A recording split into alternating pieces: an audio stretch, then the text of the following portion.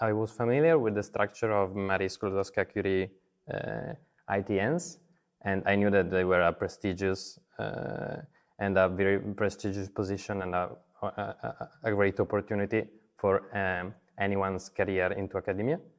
And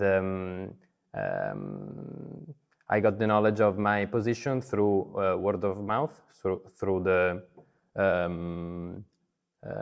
the people that I was at the university with, so University of Udine in Italy. And I applied for the position and I got selected.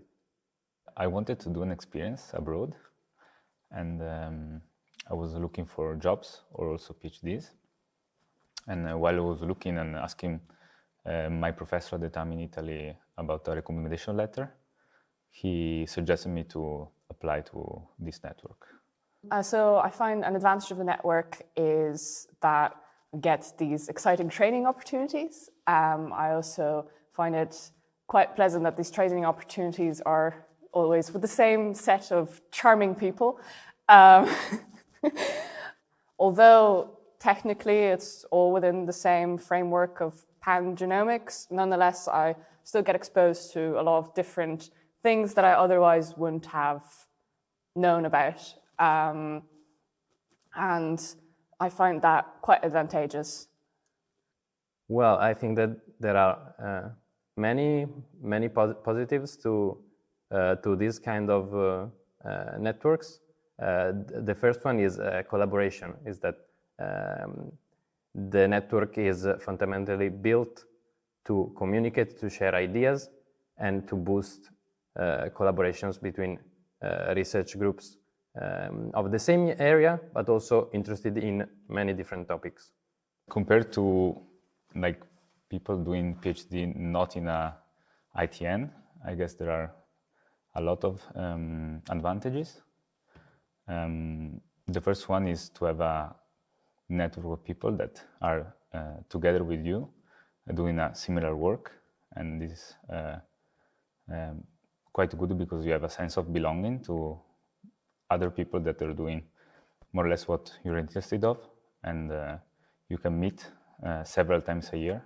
There is also money to travel, and this is, I think, it's another edge compared to other PhD that I see in my same institution that don't have the same possibility.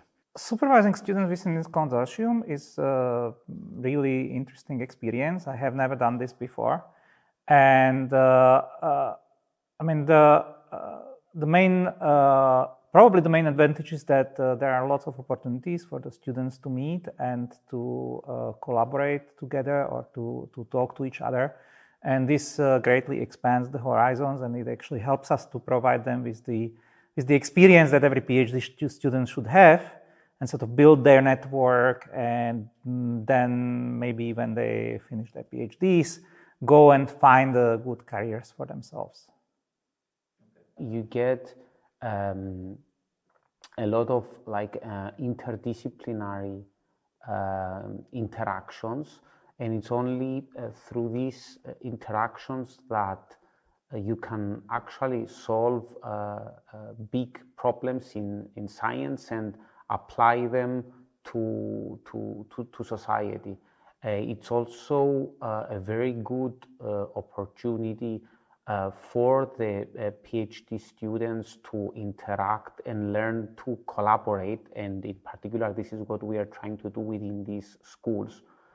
But as well for the PIs, so for the principal investigators, is very good also, I think, for their progression, because they also get to collaborate with other PIs in solving exciting problems, and therefore also via these projects to also enhance their skills.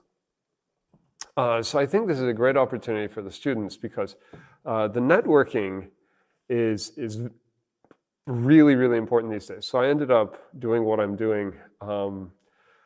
I actually had to travel a lot in the beginning to learn what I spent about 3 years in Italy, then I moved to Chile, then I moved to Finland.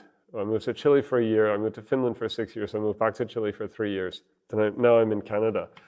And that was to study with the people and find out what I needed to know. And I can understand, I did that, but not everybody's in a position that they want to do all this moving around. So having a consortia like this, it's very useful because you build up the network, you learn things yourself, but also importantly, you know who you can ask. So if you need to know something, you can just, maybe you don't know, and maybe the person you ask doesn't know, but it's sort of these 6 degrees of separation. You know who you can ask, who will probably know somebody who knows that they can ask, who will know the answer. So you can't, it's very hard these days to do cutting edge research by yourself, disconnected. Yes, I would recommend innovative training networks to other students. They come with a lot of perks. Research, social, financial, it's all quite good. Yeah, most importantly, they can provide you with a pretty good time.